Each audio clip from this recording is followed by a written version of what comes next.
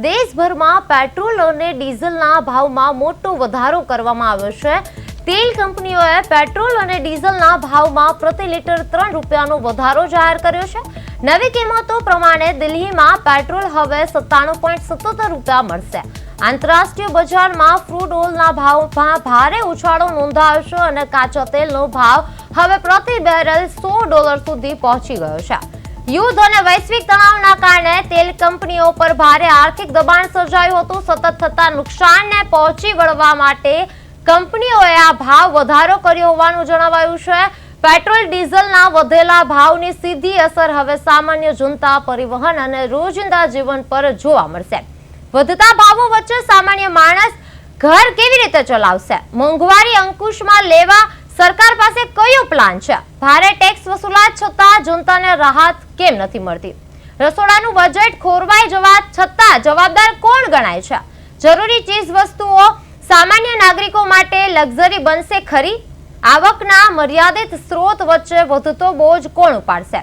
મોંઘવારીના કારણે ગરીબ પરિવારોના પોષણ પર શું અસર પડશે? સરકારી સબસિડી વધારીને મોંઘવારી કાબૂમાં લઈ શકાશે ખરી? સામાન્ય જનતા માટે આ આર્થિક કટોકટી ક્યારે પૂરી થશે?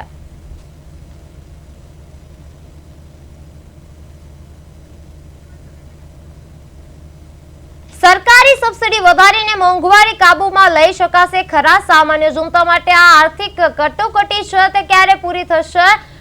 જરૂરી ચીજ વસ્તુઓ સામાન્ય બનશે ખરા? આવકના મર્યાદિત સ્ત્રોત વચ્ચે એ ઊભો થશે? મોંઘવારીના કારણે ગરીબ પરિવારોના પોષણ પર અસર શું પડશે? સરકારી સબસિડી વધારીને મોંઘવારી કાબૂમાં લઈ શકાશે ખરા?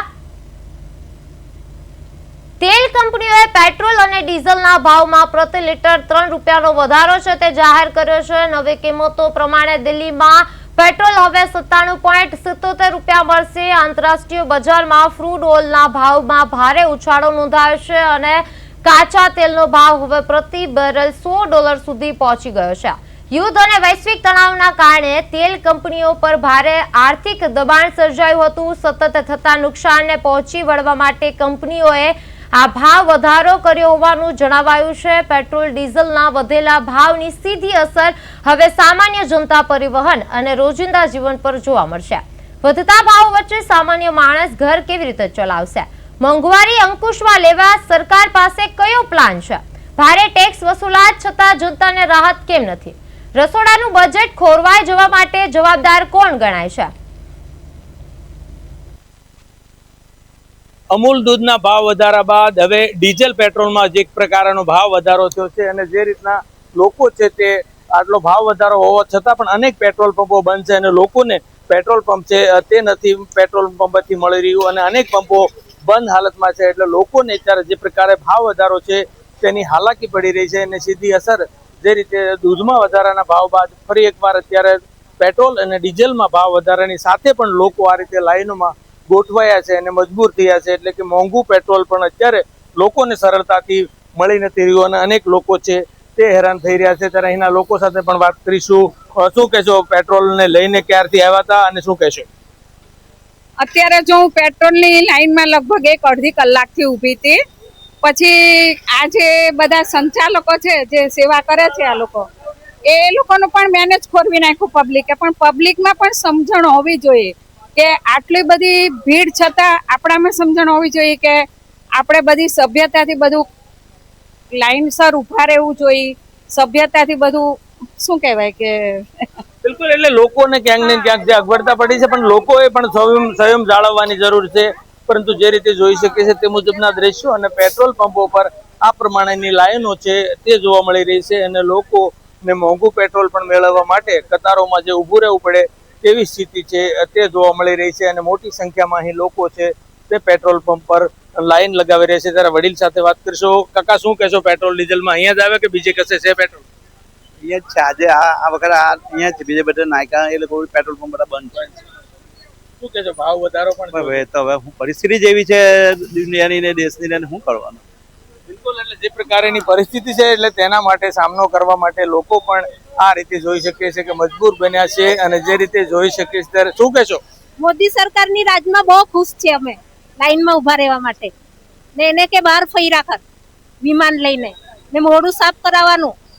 બિલકુલ ચોક્કસથી જે રોષ છે તે લોકોમાં છે તે જોવા મળી રહ્યો છે અને ખાસ કરીને જ્યારે જે રીતના દ્રશ્યો હોય ત્યારે આ પ્રમાણેના લોકોમાં એક હેરાનગતિ છે તે થતી હોય છે. જનતાને એને જોવું નથી, બસ એને સૂટ બૂટ પહેરીને ફરવું છે બહારના દેશમાં.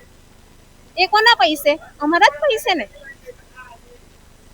બિલકુલ, એટલે જે રીતે લોકોમાં જે રોષ છે તે સ્પષ્ટ જોવા મળી રહ્યો છે, પરંતુ લાઈનો છે તે આ પ્રમાણે જોઈ શકીએ છીએ. કંઈ સંચાલકોને પણ આ રીતના જે રીતે હેન્ડલ કરવા લોકોને તે આ પ્રમાણેની સ્થિતિ છે. એટલે ટુ વ્હીલર કે ફોર વ્હીલરમાં જે પ્રમાણે જોઈ શકીએ છીએ તેવા દ્રશ્યો આ પ્રમાણે મોટી સંખ્યામાં જે લોકો છે તે લાઈનોમાં ગોઠવાય છે અને આકરી ગરમીમાં પણ આ મોંઘું પેટ્રોલ ડીઝલ જે છે તેને લેવા માટે પણ જોઈ શકીએ છીએ. ત્યારે લોકો પણ અત્યારે જે રીતે મગજ છે તે ઠેકાણા ન હોય તેવા દ્રશ્યો છે. શું કહેશો જે રીતે પેટ્રોલની લાઈનો છે?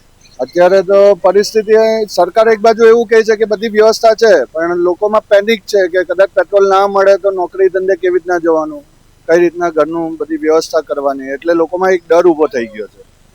બિલકુલ, લોકોમાં ડર ઊભો થઈ ગયો છે અને જેના જ કારણે વધુ જે પરિસ્થિતિ છે તે વિકટ અને લોકો જે આ પ્રમાણે છે તે લાઈનોમાં ગોઠવાયા છે અને લોકોને જે રીતની તકલીફ પડી રહી છે કારણ કે અનેક જગ્યાએ પેટ્રોલ મળી નથી રહ્યું.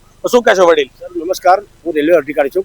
સર્વ સ્ટેશન પાર્સલ ઓફ સુમલેડી પર હું 1.5 કલાક થઈ ગઈ મને વેઇટિંગ કરતા. ખાલી પેટ્રોલ 2-3 દિવસ વધારે પણ આવું ક્યાં શું ચાલશે?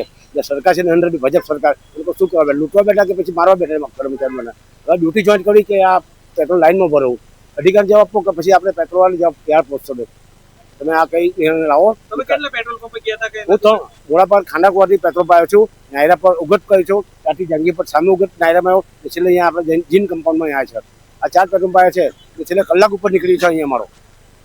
એટલે જે રીતે જોઈ શકે છે તે મુજબ લાંબી કતારોમાં જે લાખો લોકો છે તે જોડાય છે અને અનેક હેરાન પરેશાની છે તે જોવા મળે છે કારણ કે ભાવ વધારો લોકોને કરવા છતાં પણ જે રીતે મોંઘું પેટ્રોલ પણ મળતું નથી અને સમગ્ર જગ્યાએ લોકોને છે તે હાલાકી પડી રહી છે. તો સુરતમાં અનેક એવા પેટ્રોલ પંપ છે કે ત્યાં પેટ્રોલ નથી અને રીતસરના બોર્ડ મારી દીધા છે. એટલે ચોક્કસથી ક્યાંક ને ક્યાંક જે પેટ્રોલ ડીઝલને લઈને લોકો છે તે ફરી એકવાર સુરતમાં લોકો હેરાન પરેશાન થતા નજરે પડી રહ્યા છે અને સરકાર સામે પણ રોષ ઠાલવી રહ્યા છે. કેમેરામેન અજય કુમાર સાથે અરવિંદ રાઠોડ, પ્રદેશ 24 ગુજરાતી, સુરત.